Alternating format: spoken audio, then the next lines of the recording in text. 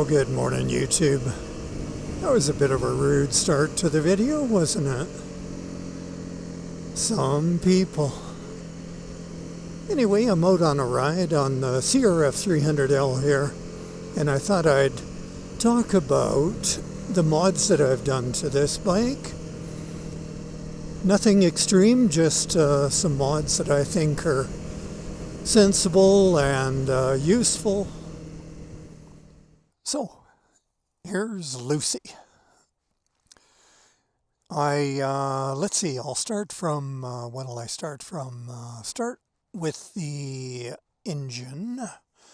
So, first of all, okay, we have a 550 performance stock improved ECU 87 octane version. And I chose that because the 91 octane I didn't want. You know, here at least anyway, we have shared hoses for the pumps for the different octane levels. And the last customer, depending on what they use, you get 2 liters of that pumping out first. So if I'm only topping up and I need 4 liters, half of it could be 87 octane. So, you know, not only do you pay through the nose that way, and not get what you want, but yeah, it's not then good for the bike if it's tuned for 91 with the ignition timing. Anyway, that's why I chose that one. And in combination with the other mods I've done for the engine, that performs quite well. At first, I just removed the backfire screen from the air filter, and I opened out the air box to a much larger opening, removed the snorkel, and enlarged the opening to roughly twice the size, maybe a little bit more. And so it's given it more air, and then more fuel, richening up the mixture, eh? Since then, what I've done is I've replaced the stock air filter with a K&N, and I did a video on that, so you can check that out. And that definitely improved things. So the intake and the fueling has changed, and on the exhaust, so that I can let that increased air out, I opened up the stock exhaust. So the stock exhaust has a couple chambers, you know, it's divided about right there, about halfway. Catalytic converter is there somewhere. And the first chamber, okay, the gases come through, then they're baffled and stopped and forced through smaller openings, and then it goes through the spark arrestor. What I did was I chopped off the back end of the spark arrestor, let's say that much off the end of it. And then I attached a spark arrestor screen to the now raw opening, eh?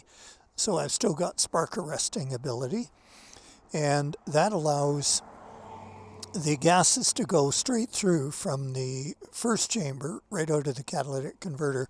A lot of them anyway will go straight through. There's a hole right in the middle of the plate between those chambers. And instead of being blocked by the end of the spark arrestor, which is normally closed, it's now open, and so that air will go right through.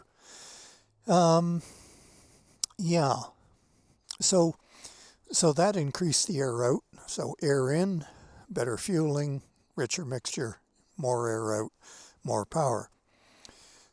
What else? So that's the power.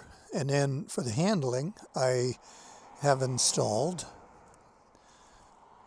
I'll try and show you. Can you see the shock there? That is a K-Tech shock. And what an improvement. Completely changes the handling of the bike. Because, as many of you know, in stock form, it's pretty squishy in the rear, and it wallows and bounces, you know. So if you're going on a road like this with twisty, you know, tight corners, and if you take it at some aggressive pace, it gets uncontrolled, you know, it wallows in the corner, and it's, yeah, dangerous handling anyway, I think. So that stops all that. It raises the ass end up maybe about an inch, maybe a little bit more, but that's fine. And in the front, I don't know whether I won't say I regret doing it, but I don't know how much it helped. I think it helped a bit. And that is the Racetech fork spring kit. And what it does is it puts a spring on the left fork where there normally isn't any. And my only complaint about that is that I think Racetech didn't think it out too well. This has a little more travel than the CRF300L, and it's the same kit they sold for the 250L. Because according to Racetech, they're exactly the same, but they're not. This has more travel. Anyway, the bottom line is it reduces the travel on the fork quite a bit, no matter how hard you push it.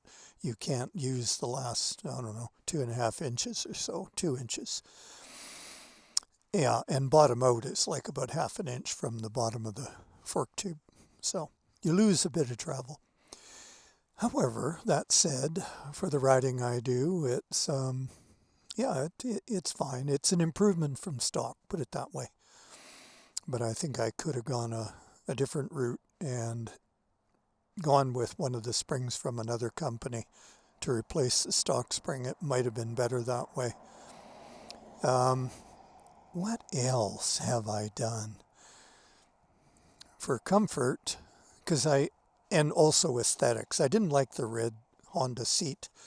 So I have a SKDA seat cover, a grippy seat cover. It's nice and grippy. And it's, I forget what they call it, Red Clouds. Can you see that? Red Clouds collection. So it's got some waxed canvas patches here. And yeah, it's kind of nice, you know, I like it. I like the design. I don't like anything too flashy. And for aesthetics also, I took off, as you notice, the decals, the white and blue. Took all that off. And I like it. I like the looks of it this way. Gives it a more solid look. I don't know. And what else? What else? Oh, yes. Also for, well, you could say performance. Throttle feel anyway. These, the throttle tube here. I have a quick turn throttle. It's a G2 Ergonomics competition quick turn throttle. It's a long name. Anyway, it's, you probably can't tell, but it cuts off about, let's say the stock throttle is quarter turn. This is 1/6 turn. So it's not a super aggressive change, but it's a noticeable change and it's a welcome one. A lot of people have problems with the stock throttle being twitchy, and they can't get along very easily with slow speed maneuvers and such. But I find with the, and what they do, by the way, is they go with a throttle tamer, which does the reverse of this. The first part of the turn, it's a longer throw so that you ease on a little more. But I find with the quick throw, I'm still okay with slow speed stuff. It's fine.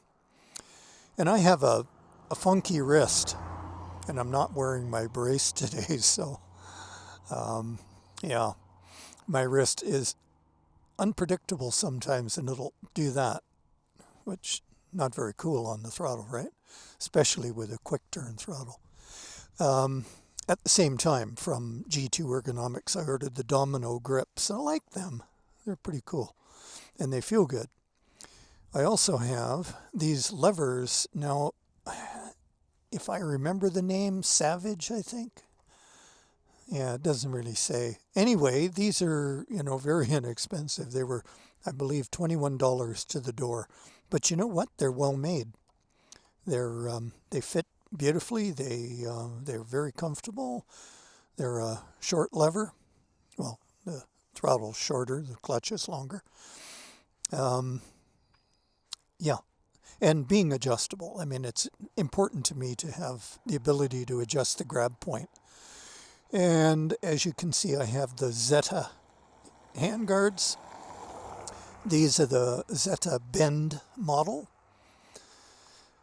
because of the bend. And I have had these on my CRF300L, and believe me, they were tested out severely, and they hold up really well. And I've tested these out quite a bit too, actually. Well, not terribly, but as you can see, yeah, and they hold up. They don't budge, you know what I mean? So that's good. They actually do protect. They don't slip out of the way. Part of the reasoning there is that I drilled and tapped the inner bar weights that are standard in this 300L, and I tapped it for the M8 bolt so that I could use the standard bolt that comes with the Zeta grips, because it is countersunk to match the arm here.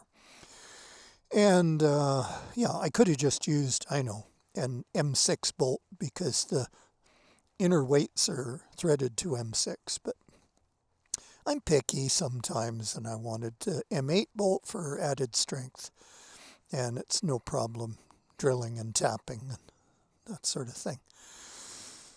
Gives you an excuse to use your tools, right? Trying to think if there's anything else that I've done. Oh yeah, skid plate. This is the Acerbis or Acerbis skid plate, however you pronounce that. And I like it. I like it because it's molded to all the configuration, to all the what am I trying to tell you? It's molded to all the shapes. And I like that because not only is it neat that way, but it is also stronger because of the angles. It makes it stronger. So yeah, I like it. Very well designed plate. Foot pegs. Stock foot pegs were a little bit chintzy. So I got these. I mean, these were, I don't know, 30 bucks. You know, again, like you don't have to pay for the top of the line stuff sometimes, eh? And these are billet aluminum. They're not, you know, cast or anything that are going to snap on you. They're very strong. They came in different colors. I chose black. Well, is there anything else? As you notice, I've got Shinko 705 tires on right now. And I don't know whether I should have done that, because on dirt, the front end is not too good. Unpredictable is what it is, you know. When you least expect it, suddenly it washes out quickly. And in the wrong situation, you go down just as quick. So, and that happened. I have a video on that too. Check it out. What else? Oh, by the way, those tires are great though on roads like this. If it wasn't for the front, it has a hop in it, and it's not because it was mounted wrong or it's balanced wrong or the rim is out. I've come to the conclusion that maybe it's because the tire, to get that size, to fit this bike, is a tubeless tire, and I put a tube in it, obviously. So maybe that accounts for the bit of a hop. So I don't like that. But otherwise, these tires handle great on pavement. They really do. And they're kind of adequate for hard-packed dirt. Tail tidy, that's another thing. And again, this was just a cheap tail tidy, eh? I ordered it from AliExpress, China, and it's fine. I mean, it's nice, thick enough metal, and it was well made. It fit perfectly, so no issues at all. The rack, again, this was cheap, Chinese, but it functions. It's okay. It's not the best. It's not thought out really well because of the angles here. you know, to attach straps or whatever. It doesn't give right angles, you know. Mainly it's they're like that, and then you can't really get a good hold on the straps. I'm not expressing myself well here. The little bag is called dirtbikegear.com, and it's a cheap little textile bag. I don't even think it's waterproof, but it holds what I need. I'm simple. So I have some tools and the rag and stuff like that in there, and some tools in the standard toolbox. I have a, Motion Pro lightweight set. It's pretty neat little set. I'll show it to you one day. Anything else? Well, of course, you noticed the decal that I had made to give Lucy her name. So I guess to summarize, I'd say that the modifications I've done make the bike more usable. It's just more fun to ride, and it's safer to ride. It performs better, you know, handles better, and it's stronger acceleration throughout the rev range, it seems, just the way I've done it. And that's about it. And it didn't cost an arm and a leg. I mean, yeah, the shock, that's the main thing, eh? The shock, and then the 550 Performance ECU. But otherwise, you know, it's just little bits and pieces you can do here and there to make it your own and make it perform and handle the way you want, not the way it comes, if you don't like that. So that's about it, guys. I'm going to continue on the ride here.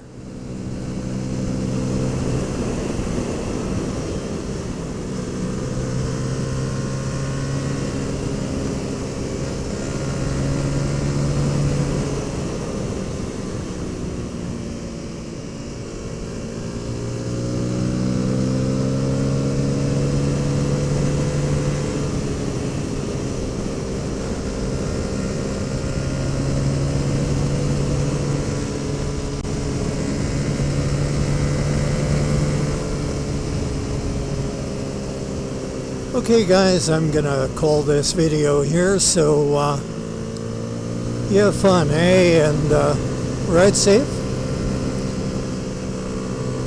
And I will see you on another video.